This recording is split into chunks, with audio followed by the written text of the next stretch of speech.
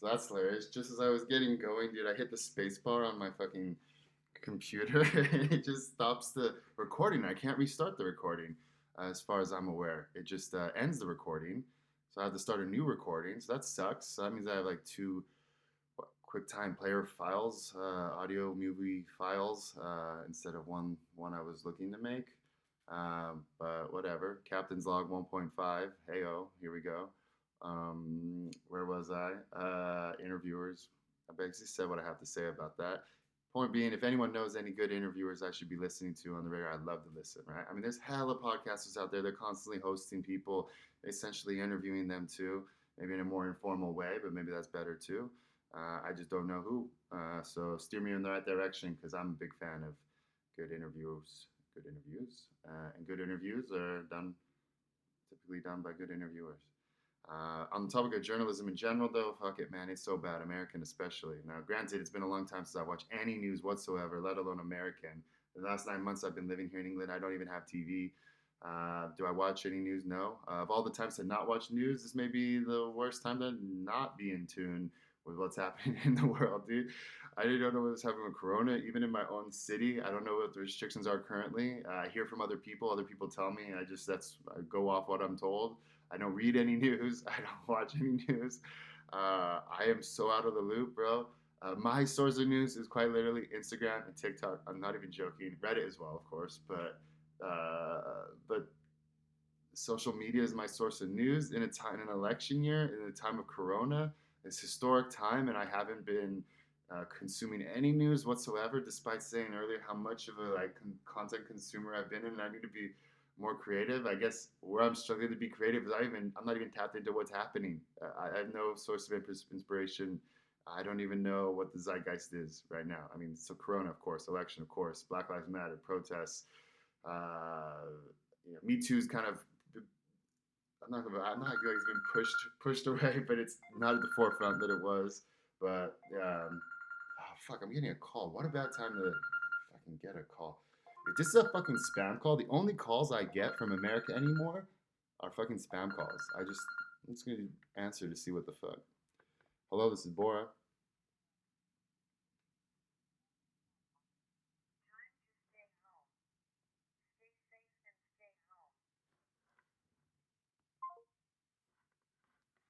Yeah, I don't know if you caught that. Probably not because I think we had to put it on speakerphone fast enough.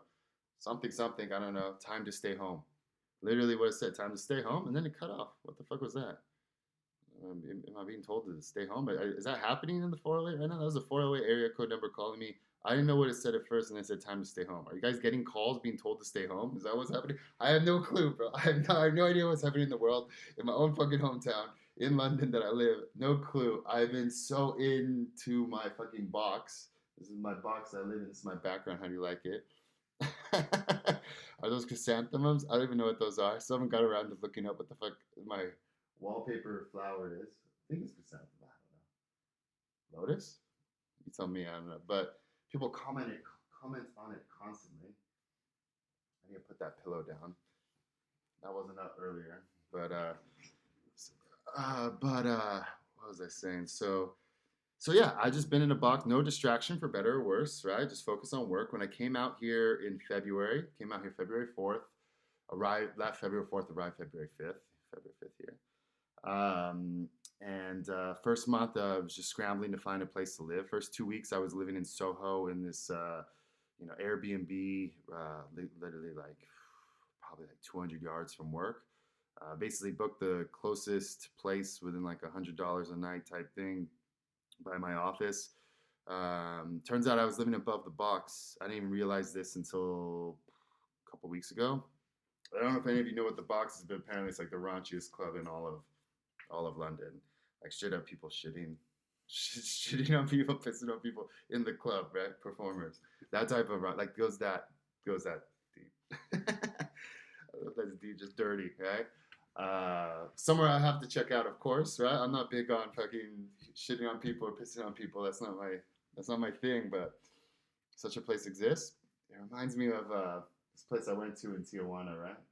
Called Hong Kong. Okay. As soon as I walked in, all right, my takeaway from the whole experience, without needing to get too detailed, is first of all, it was insane. Second of all, it was like liberating because I was like, damn, I felt like I was in a movie, right? I felt like something straight out of a movie. Oh, I was like, wow. So somewhere like this does exist, eh? B, it's cool that it really does exist out there somewhere. C, it's cool that I now know where something like this exists. D, I'm living it right now, right? And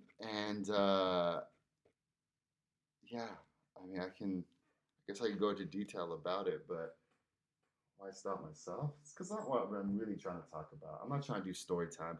That's what I notice about fucking white people, you know? What white people do? They'll take turns telling stories. One person will tell a story, then the next person tell it like that. They'll make somebody else think about a story they have that, even if it's not similar, it just made them think of their own fucking story, and then they take their turn telling their story, and you just all the white people go around just telling their fucking stories, dude. I don't know if maybe that's true. You know, I'm not trying to be racist here, right? But that's what I notice in the white people I know, and I don't know that many. If you know where I'm from, and you know who my friends are, and where I grew up, and all that, where I decided to go to college, right? That factors into it too. In fact, I went to college with friends already, sort of thing. I never really branched out. This is my biggest branching out of my life, moving to London. Like not knowing anyone. Well, not that I not know anyone. I do know people, obviously, through the company that I work for. So it's good to be plugged into some type of network, to some degree. Have some people, rather than coming somewhere where you don't know anybody, um, for better or worse. I think it's good to have just a few people, maybe, to know, right? But if I knew nobody, if I didn't know anybody, maybe it'd be different. I'd be more motivated to meet people, perhaps. But in the last year, almost now, not quite, like 9 months, I haven't met anybody new, obviously. Well, not necessarily obviously, but haven't even done the dating apps, or well, I've downloaded the dating apps, but I only downloaded dating apps in like what, August? I think it is August, yeah. But I don't like it, man. I don't like swiping on people. I don't know. I'm being weird. I don't want to get into that, but I've swiped all I did the swiping when I first got them, see what's out there, and got the connections, but didn't start any conversations. I'm really not. My head's not into it. I don't know why. I just gotta get over that hump, get that monkey off my back. Because I've never really done the dating app thing, to be honest. So I think it's like a monkey off the back type thing I got to do. Like never done it, like date via a dating app ever, never. And I just got to do it. But but my head's been so into work, like I said, working 9 to 12, like Monday through Friday, and then with Corona, there's that too. I'm not trying to text somebody through Corona or FaceTime, dude. That's not the type of like dating I'm trying to do. Like I hardly dated at all in my life. That's not what I'm trying to do, to be honest. Is I don't have time for it. I don't have patience for it. I hate texting just in general, even people. Um, I don't call people. People call me. I know that sounds. But people call me. I love talking to people. I just don't like reaching out to people. Um, and I've been fortunate that I have such friends that I don't necessarily have to. They're good about reaching out to me, and nobody I know seems to hold it against me that I don't reach out to them. And all of them, we just pick up where we left off when we do talk, and I like it like that. I don't feel any like pressure to call people, um, but uh, but I love talking to people, and what the fuck? Okay, so I just noticed something. I don't know. Can I just do screen share on this? What the fuck? I can't do screen share on this, right? But what distracted me here is I'm looking at this email from this recruiter, and her address she has this like, British address, 10 to 12. Why do they do addresses like that? That's weird. 10 to 12, Mulberry Green, Old Harlow, Essex, whatever. Slash, get this, 1015. Ah, I misread it. Okay. I thought it was 1015 Folsom Street, San Francisco. It's 1015 Fillmore Street, San Francisco. So the whole thing I thought I was reading, I wasn't. The whole point of bringing it up is pointless. 1015 Folsom, though. Okay. That was a good time. I like 1015 Folsom. Everyone's been to 1015 Folsom. Dude, I like it. I think it's one of the better dance spots in San Francisco. I mean, it's got so much space to dance. I don't think I've ever been where I've been maybe once or twice. I have been like once or twice where everything's open, including like the way downstairs. It has like so many different dance floors to dance on. It's huge, right? I like the music that comes through there. Used to live by it, so that probably plays into the preference for it. But I don't know. I thought 1015 Folsom was great. If you like to dance, I think it's one of the best. But I digress. One of the funny stories I have to tell, though, is one time I was in San Francisco. I was with my brother, right? And we were one of the few times we met up in San Francisco, even when we lived there together. We didn't live together, but we lived in San Francisco at the same time. Hardly met up. One time we did meet up, and then we're pre-drinking or whatever, and then we're going to 1050 Folsom. So I'm like, we're going to 1050 Folsom. And we're getting to like a taxi, Uber at the time. And he's like, was it Uber? It must have been taxi. Why else would he ask me? So he was like, what's the fucking address? I'm like, we're going to 1015 Folsom. He's like, yeah, I know. What's the address? Whatever. That's neither here nor there, but I thought it was funny. So, latest news. What's new? What's new? So, my aunt recently passed. My mom came out here for her funeral. Funeral was on Tuesday. I had the honor of helping to lower her, like helping to carry the coffin to the what's it called, the hole, and then help lower it into the hole. Um, and the whole family was there. And the thing is, my aunt was the youngest of the family, youngest sibling. Parents are both still alive. My grandparents. She's the first to pass. The one you'd expect to be the last was the first. I know, anytime a parent has to see their um, son or daughter pass is a tragedy, right? It's tragic regardless.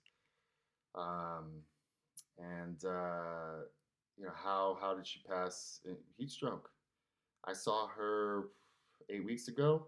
2 weeks after I saw her, about 6 weeks ago, she got hit with this heat stroke. Got collapsed. Had to be helicoptered out on like unresponsive. And got to the hospital. Liver failure, kidney failure, ICU for like 5 weeks, so 5.5 weeks, something, before just passing. Now I knew you could die of heat stroke, but I didn't think like someone would die of heat. Like someone I know, the first world would die of heat stroke, especially in England. Like it was hot. That was a heat wave at that time. I remember being here and thinking like, shit, this is freaking hot. Especially because in the houses, like these houses are built to retain heat.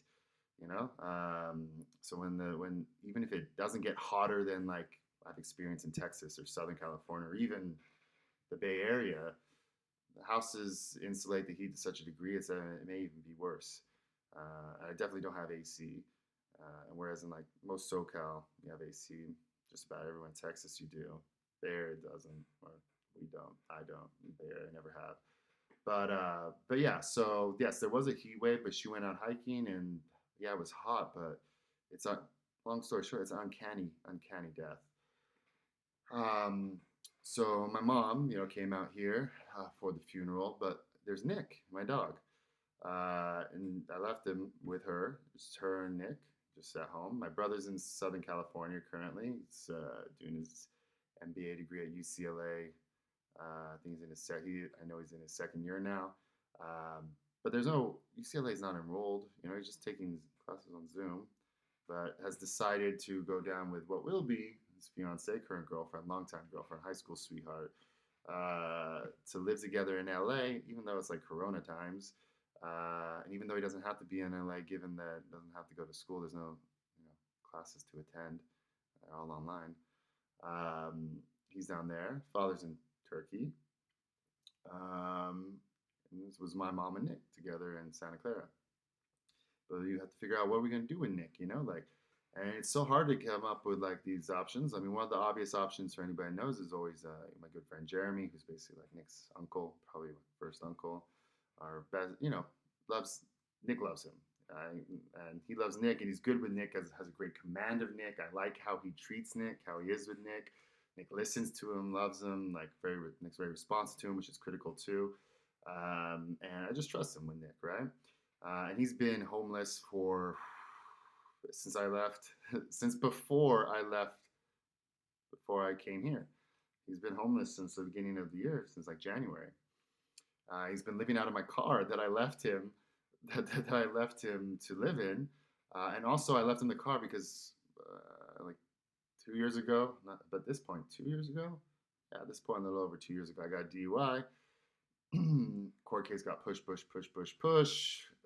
Eventually, like June of last year, got sentenced, and part of the sentence was I have to have the blow, the what's it called,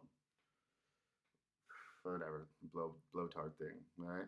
So I have one of those installed in my car, and like I have to blow in it to start the car. It goes off every like it goes off every irregularly, so it's hard. It's not consistent every 15 minutes, but it goes off like after you blow start the car, it'll go off again like in 5 minutes. Then it'll give you like 10 to 15 minutes before it goes off again. Then it'll give you maybe like 20 minutes before it goes off again, and 20 minutes before it goes off again. And like eventually, maybe you get like a half hour between it going off, maybe at best. But irregular by design, so you can't time. But it's a pain in the ass that it goes off while you're driving too. It doesn't always work that well as well. Um, and if you fail it, then it sends a report, and then you got to take it in to get recalibrated, which costs you $50. I mean, it's all just a headache, to say the least. But by design, right? Is what it is. But I have to have it on my car for at least a year, is what the court said. But DMV is saying 2 years. I don't know. I'm trying to figure this fucking shit out. But the point is that I hadn't had it for a year yet when I left for London, and what was explained to me is that I have to have it on a car for a year. So if I were to leave or like sell my car within a year, and then I bought another car, let's say I had it on for 6 months, sold the car, then let's say 5 years later I buy another car, I would have to have it on for another 6 months, right? You have to have it on a car that you own for at least a year, according to the court. According to DMV, apparently it's different. DMV is saying that I got to have it on for longer or whatever. Anyhow, so I just wanted to kind of meet that fucking year-long requirement or whatever, right? So I said, okay, you can keep the car, you can have the car, I'll give you a car, I'll give you a roof over your head, you won't be so homeless, you'll just be living out of a car. But you have to keep the fucking blow thing on, and you have to like make sure that it doesn't, fail any test. And he doesn't drink, right? He hasn't stomach for it. Um, but it still does fail. That's the thing. It's failed on me even in the past too for no good, no inexplicable, for no obvious reason. You know, inexplicably failure. But and it's been happening to him too. So I think I've racked up like $200 in extra charges on top of what I gotta pay, like the $80 a month I gotta pay to have it. But whatever, I'm just trying to meet that fucking requirement. So if I ever do return, I don't have to get that such a thing installed on on my car ever again. Fuck that, dude. If I come back in like 10 years, for instance, and I haven't met the full whatever requirement, it's supposed to be a year, is what the court papers say, but DMV does things different, right? So everyone who's been through this knows that. It's not news to those who've been through this, but I would never. If I had to get such a shit installed on a new car, like down the line, fuck that. So, anyways, that's what he's been responsible for. And there again, I digress. But anyway, so my mom came out. She's coming out here for 3 months to be with her family, be with her family. She's gonna work remotely or whatever. Got approval, I guess, from her work to do so. Here from what she left Saturday, probably arrived Sunday, all the way through January 3rd. Which will be interesting, right? Because I think it's really a test for her to see how it'll be when she comes out here, as she plans to when she retires. Her plans to come out here when she retires. But me and my brother, like, why not come out back to England earlier? Why wait until you retire? What, you're trying to maximize on your Social Security? Because she's 60. I think she's trying to get to like at least 62, and then I guess you get Social Security or whatnot, right? And she can get a little bit more if she works a little bit longer, right? But how much more are we talking? Like, what, maybe $50 a month more? I mean, that's not. Come on, I mean, is it really worth it, Mom? Like, and why wait till you retire to come to England? Why not come out to England now, work in England? Why come out to England as a retiree? Just come out here, work, and what you'll end up getting out of the British pension by working in Britain is more than the difference you'll make if you just work another 2 years in America. And 2 years from now, because her dad's, more frail than he's ever been. I mean, it's just normal as you get older, but he's gotten frail fast, right? That's the concern. Whereas my grandma, like I thought 10 years ago, I thought, she's so unhealthy, and, overweight and big smoker. You can hear her lungs wheeze when easily, when without much exertion of effort. You can hear it in her lungs. And just overweight. Always thought that like she was the more at risk because my granddad would go after every dinner, go on these mile-long hikes up until he was like 75, up until like 5 years ago. And now I forget exactly how old he is, over these 80s, right? And he's still doing those hikes well into his late 70s, seriously. And then all of a sudden got real frail real fast. So mom, why not be closer? I mean, that's what she wants to come back for, to be closer to her parents, closer to her sister, brother. Um, but why wait? What? Squeeze a little more out of fucking Social Security? Um, I'm here, and I'm gonna be here. When I came out here, wasn't sure if I was gonna be out here for 3 months, or who knows how long, right? When I came out here, we had 30K in the bank. I mean, when I saw that, I realized, I looked around, like, do we even have enough to pay everybody here for another 2 months, even, right? Because in England, you got to pay like a month of not social severance, right? In England, it's maybe like 2 weeks notice. In the U.S., it's a month notice, but our 2 weeks notice is almost like a courtesy thing. I don't know how much of it's like by law, but in England, it's by law a month. So even if you shut down in 2 months, you owe everybody an extra month. Um, has 30K in the bank? We definitely don't, right? Damn, we turned it around. Oh my god, dude. We strung together the three best quarters, basically. Most like maybe not the highest quarter in the ARR we've ever done, because there's one quarter when I first joined, Q4 of 2017 was probably, in terms of ARR, biggest quarter ever. But what's still a customer from what closed in that quarter? Not much. But this is better growth, right? I don't want to get into shop talk, right? But whew, we turned it around. Now I'm here until at least 2022, unless they fire me, and that's unlikely. Yeah. Touch wood. I'm not sure if out here they say touch wood or touch word. I am not sure. I think they're saying. I thought they were saying touch word, right? But then I read something, touch wood, right? Maybe they're saying touch wood. I don't know what they're saying, but it's something they say out here. Some other thing they say out here is a good shout, right? A good call, or like good point, like good shout. What are some other ones that I actually like, right? Not just like hokey British cheers mate type shit. I don't know, but I'll tell you one that threw me off the other day was I ordered a sandwich, and this guy's like, the guy's like, the guy's like, do you want salad? I'm like, nah, I'm good, thanks though. And then I don't want salad. And I get the sandwich back. It's literally, but he's like, oh, then do you want mustard sauce? I'm like, yeah, mustard sounds good, yeah. Then I get the sandwich. It's literally, and I order a roast beef sandwich. It's just bread, roast beef, mustard, no produce. What he was asking is, do I want produce, salad? No, I don't want fucking salad. I don't eat salads, right? Fuck the salad. Yeah, but I do want produce, right? And that's what he was asking. So that threw me off. So I had the most basic sandwich I think I've ever had. I think it was the more basic sandwich I've ever even made myself. I mean, peanut butter jelly is just as basic, right? But what, 3 ingredients: bread, peanut butter, jelly. This one had literally just 3 ingredients: bread, roast beef, mustard. And what if I didn't like mustard? What if I said no to mustard? Right? It would have literally just been 2 pieces of bread and roast beef, bro. I mean, granted, it's cheap and it's close, and that's why I went there. And I've been going back, but yeah, if they ask if you want salad, they're asking if you want produce, by the way, apparently, or at least this guy. Then again, he's Turkish. He's obviously Turkish. I can't speak Turkish, so I'm not talking Turkish to him, but he's obviously Turkish, and that's the thing with London, right? Like, I'm not sure if that's something all Londoners say, or Brits say, salad instead of produce, or if it's just like his English isn't that good and he's calling it salad, and right? Because then what the fuck do they call salad, right? Anyways, but and that's the thing about London, how international it is here too. I think this is the most international city in the world. I'll stand by that, having not been to very many other cities in the world. But But I will die on that hill. I think London, most international city in the world. I challenge anybody. Challenge of this captain's log. Blah blah blah. Anyone tell me a more international city?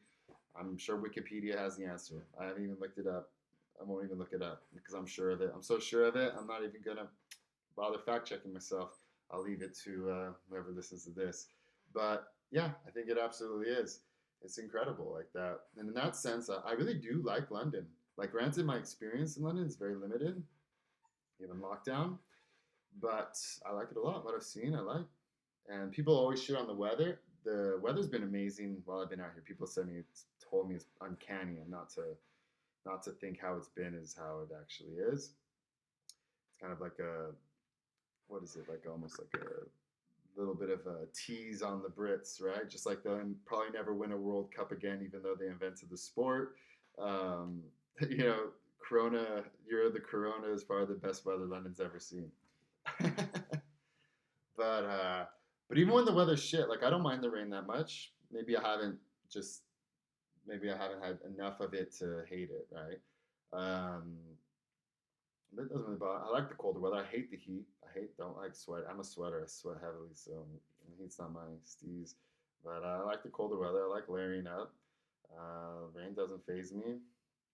Um, I'm okay with it, and that's the big knock on London. Oftentimes is like the weather, and maybe give it some more time. I'll be singing a different tune. Who knows? But it's fine by me. So far, so good. But I've also been very confined to just my house this whole year. Um, what more to say? What more to say? I'm seeing that this is actually coming up on 30 minutes. So I'm at like 26, 49, 50. And I should keep these to limit. I think I got to treat it like a sonnet sort of thing, right? Limit it in some degree. Don't just like go on forever. Um, and I like that. I like that idea. I'm not sure how long the other one I did was. But let's assume all adds up to 30 and we can wrap it up here and pick up where we left off. Um, I didn't even finish the fucking story. So let me just get the story out, right? Just given that it's so like timely, it's the most recent big news. So we left it. A long story short, looked at all other options, no good option. Let's just have Jeremy live in the house with Nick.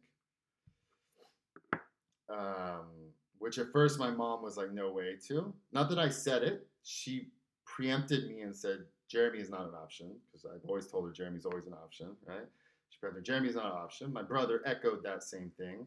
They're basically echoing each other. Jeremy's not an option. I was like, all right, let's explore all other options. I was very accepting of the fact she was so opposed. I didn't try and twist her arm about Jeremy. I was like, all right, there's dog motels, there's friends, not very many friends though, that can take Nick or that would take Nick. I mean, he's a big dog. It's a lot to ask of anybody. Long story short, looked at all the options, and I guess the most obvious option is that my brother just come back from LA where he's renting an Airbnb and take care of Nick, right? And then if he wants to go to his girlfriend's, family who's in Sacramento for like Thanksgiving or Christmas for like a day or two, then yeah, sure, we can find a friend to take Nick in for a day or two type of thing. I mean, it's a lot to ask of anybody on Christmas or New Year's, but I have some friends. Shout out to Kamal and Sammy, who I'm thinking of. Kamal's my age, Sammy's my brother's age. Friends, brothers, right? Two brothers who grew up separately, were friends, grew up as friends, right? But they have a house, and they probably don't go anywhere for the holidays because A, Corona right now, but B, their family, they have two out there. They're in a house together, the brothers, literally like a half a mile away from the parents' house. So it's not like they'll be going away for see the parents either. And a good friend of mine, Melody, dropped her dog on Kamal and Sammy during the holidays last year. So that's why kind of inspired it. But anyhow, something like that, right? So that should be the obvious option. Emery, step up. Emery was a little brat about it, bro. He's like, I got a wedding to plan. Wedding to plan. You're not even fucking engaged yet, bro. Don't give me this bullshit like reaching for excuses. Like, what the fuck? I got study, blah, blah, blah. Study your MBA, bro. Fucking shut the fuck up. Dude, study my ass, bro. Get over yourself, man. Like, and he loves Nick, He loves Nick. He's so tender with Nick. But when it comes to actually, like, taking care of Nick, I don't know. It's his self. He's very, like, self involved. I think is maybe the word. Like like people that are very disciplined. He's very disciplined. He has crazy, so all the discipline I lack, he has. And with people that are very disciplined, like, no, I need to eat this at this time, and I need to go to the gym, and I don't give a shit about anything else. Right? I need to do what I need to do, for better or worse. That's how he is, and that's how he's been. With in regards to this, though, um, and even like a few months ago, he was like, "You need to." He texted me out of nowhere, WhatsApp me out of nowhere, and says, "You need to come up with a plan for Nick, because if mom wants to go see grandma and granddad, because at that time there was concerns about my granddad, right? You need to come up with a plan for Nick." Out of nowhere, he just texted. I was like three. It's like 3 a.m. my time when he texted us. I didn't see it till the morning after, or whatever it was, right? Something like that. Out of nowhere, out of the blue. I'm like, fuck you, bro. You're the fucking plan, bro. You're the brother, bro. What the fuck? You're part of the family, man. What do you fucking mean? If mom needs to go, right? And she wants Nick, like, in her life, right? It's not like I just dumped my dog on my mom. Yes, I did dump my dog on my mom, but it's not like I just, she loves Nick. She wants Nick. She has explicitly told me when I was planning on moving, out of the house, right? But not moving to London, right? I was moving somewhere. She's like, "You're not taking Nick with you. Nick's staying with me." I was like, "Really now, But she explicitly said that, and she loves Nick, and Nick loves her. It's kind of good for each other. Like, it's not like I just dumped my dog, Like, yes, I did, but at the same time, it's not just like that. Um, um, so Emery, step up, mom. Come on, dude. Like, help mom out. Like, this is helping mom out as much as me just trying to put it on me. It's like, come on, it's the family's dog. I know I got the dog. He was supposed to get the dog with me too when I got the dog. That's a whole nother story that I remember to tell. Mental note, right there. But let me finish this one. So 5 days in of Jeremy living in the house with Nick, which finally my mom like agreed was the best option. We're also giving my friend who's homeless, living out of our car right now, a HUD over his house, a roof over his head. And my dog, probably the best person he could be with right now. Even better than my brother, I think. So that it all works out, right? But 5 days in, so reason he's homeless is because his dad has a restraining order against him because he's been a fucking mooch for 32 years and a pain in the ass and a total headache. And if anyone knows Jeremy, you get it. I don't have to explain. The germ, we call him germs. And just fucking had enough and kicked him out. Dad also got like a girlfriend, and the girlfriend's not a fan. Surprise, surprise, right? So eventually he just finally got kicked to the curb. That's why he's been homeless for like a year. But you have to get a restraining order to keep Jeremy out, right? I understand that much. I mean, it's not gonna, you're not just gonna, yeah. I don't think the girlfriend had something to do with the actual like formalization of a restraining order too. I'm sure, pretty sure. And somehow, some way, he violated the restraining order. And he says he didn't go by the house. I didn't. And eventually, I just didn't want to hear the story. He said I wasn't by the house. I was at Calabasas Park. Blah blah blah. Said, oh, fuck it, whatever. I don't care, right? Like, but it gets taken to jail. Nick gets taken to the pound. So he's in jail. My dog's in the pound. Apparently, Jeremy got a phone call off to my mom and me. I didn't get the phone call because I was one of the few times I went out, and the whole time I've been out here 9 months, I've been out seeing people like 8 times. 8 times, bro. This was either the 8th or the 9th time, right? Because one of the coworkers is leaving, right, to go back to Romania for next 4 months or so. It doesn't make sense to continue paying rent in London, and he has family in Romania. The holidays are approaching. Like, let's just go save money. So it was kind of like a goodbye thing for him, right?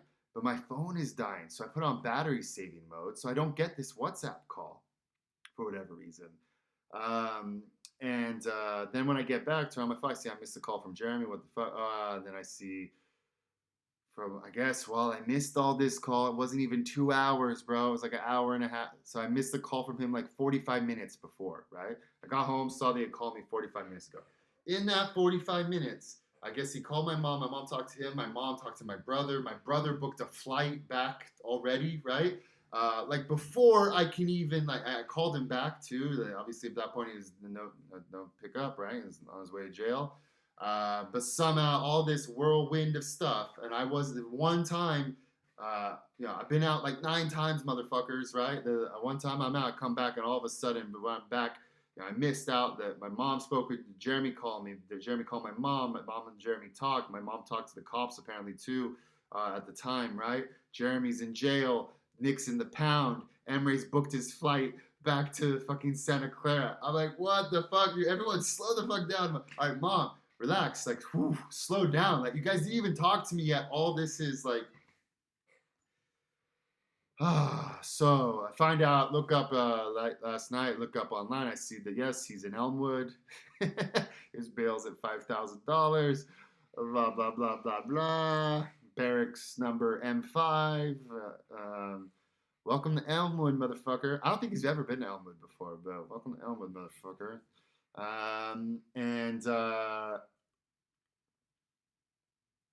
But anyways, I tell my mom, dude, I think with the restraining order, like, I'll see if there's bail, and that's why I checked. If there's bail, I'll post it, whatever, right? But actually, with the corona right now, I was thinking I didn't say this. With corona right now, I bet they just let him go, you know? And this is a restraining order offense against his dad, right? And what did he really do, right? Turns out he's saying he didn't even really go by the house. It wasn't like he got picked up at the house, right? They picked him up at the park. And it's not like a mile away restraining order. It's like 100 yards, right? So it's weird they even picked him up. They just held him. It's just a detention, right? Basically detained. And I guess, long story short, he didn't even have to post bail. The judge waived it anyways. So he got out, but then my brother arrives in fucking Santa Clara at like 11 p.m. or something. I get 11 p.m. his time. No, not 11 p.m. his time. Yeah, it was 11 p.m. his time because it was 6 a.m. my time. So when I woke up, I saw a text from my brother, and it's, he couldn't get into the house, so he got into the airport. But Jeremy had locked the door that we keep open in the garage, right? We know the code to the garage, and then the door we always usually keep open. But Jeremy went ahead and locked that door in the garage, so my brother couldn't even get into the house. So then my brother has to get a fucking hotel, so he says, so that he can study. Motherfucker, it's a Thursday. You're an MBA. What the fuck are you talking about? You got to get a hotel to study. We are from the South Bay, motherfucker. Like, do you not have a friend that can take you in for a night? Why you gotta be all dramatic and like book a hotel, bro? Like, what is your deal, dude? Like, fucking call a locksmith, man. Like, your name is on mail that gets delivered. You can open the garage, pick up the mail that gets slid into the fucking hole, into the garage. So I live here, right? Like, can you just let me in the door? What the fuck, man? Why you like? I mean, I was asleep when I got this text. When I texted him back, it was already like 11 p.m. I know my brother's already asleep, probably, right? He's probably in the hotel asleep, right? So that he can study tomorrow, right? From the hotel or whatever. Bro, call a friend. Call a locksmith. Why you waste your money on a hotel? So I'll pay for his ticket. He doesn't know this yet. But I'll pay for his ticket that he spent out. Even though you guys all acted way too quick without like me even, stamping it, right? Come on, guys. Like, do I really have to pay for this ticket that I would have said no to anyhow? Probably will, but I don't think I should have to. I don't think there's a real actual obligation there. I think it's just a courtesy of mine. But he did. What bothered me was he did send me the ticket, FYI. And it's not just his itinerary, FYI. It's actually the ticket, like how much he spent. It's not just like the arrival time. It's like, hey, here's the actual ticket. This is what I spent. I'm not paying for that fucking hotel, you dumbass doofus, dude. We have friends. We're from the South Bay, bro. Like, hit up a fucking friend. Call a fucking 24-hour locksmith. I looked up a locksmith, sent him a locksmith at what was 11 p.m. his time. Why don't you just call this locksmith, right? Whatever, Jeremy's out today, so my brother didn't even have to go. Jeremy got out, went back to the house. Brother came from the hotel to the house, and they went and got Nick together. Or got the car and then got Nick. I don't know. That was the other thing, though, too. If, like, Jeremy were to be locked up for a good amount of time, that car is in my name. If it got impounded, there's no way of my mom or my brother getting it back because it's in my name. They can't get the car back. The car basically be gone. So his whole like house and his like livelihood right now, because was using the car to live out of and DoorDash. So and that's how he was making money. He wasn't making any other way. He'd be out of luck with the car. We wouldn't be able to get the car back. And by the time we got it back, it'd probably rack up. Even if I came back or found some way to get it back with me being out of the country, even if I could find a way, it'd still be minimum. Even if I got it back day of, $500. Fuck that. The car's not even worth $500. I would just let it go. And every day it's in there, it's like another $100 or whatever. No, I would just relinquish it. The state can have it. So that was the other problem. Biggest problem, obviously, Nick, right? Like Nick's in the fucking town, bro. The poor dog's in jail. He's in doggy jail, dude. Just because you buy. I mean, I don't think he did violate his restraining order, but just because you're like, I don't know. And that's the thing he was saying. It's not my fault. I'm like, dude, you just failed your job, bro. It doesn't matter if it was your fault or not. You failed the job. The job was I didn't explicitly say Nick cannot end up in the pound, right? I didn't like spell it out like that, but like, don't. Now I spelled it out this time. I was like, don't nothing that freaks out my mom, right? Nothing that ends up making my brother have to come back, right? And nothing that would piss me off, right? Like I didn't say piss me off, but like what was the third thing? Nothing that makes my mom freak out. Nothing that makes my brother have to come back. And Nick is safe and sound at home, right? With you, that's your job. Doesn't matter what happens. Doesn't matter if it's your fault when something happens. That's the fucking job, dude. Just do the fucking job, man. You're getting paid to do it too. My mom gave you money, bro. Gave you $400. You have a free roof over your head, free Wi-Fi, free household to yourself, right? $400 in your pocket. You were living in our family's car, right? You still have the car. You have the car to make your extra money. Like, dude, you got it good. Just take care of the fucking dog. All he needs is fucking 2 hours a day of your time. Not even 2 hours, to be honest. A half an hour a day. I mean, 2 half hours a day of your time. Half hour walk, then put some food out for him. You don't even have to stick around for him to eat the food. Another half hour walk later in the day, then put some food out. And then at the very end of the night, literally, it's a 30-second pee. You just take him out, right out. He immediately pees, goes back in. That's his pee before bed. That's all you got to do, bro. For an hour's worth of work, right? Like, anyways, you get a free house out of it too. So, long story short, I guess it all worked out. I got a hilarious picture of my dog looking like he's straight out of jail, safe and sound. My brother's back. Actually, I just got a text from my mom, so I will sign off here as well. But my dog's back, safe and sound. There's not a. I don't want to.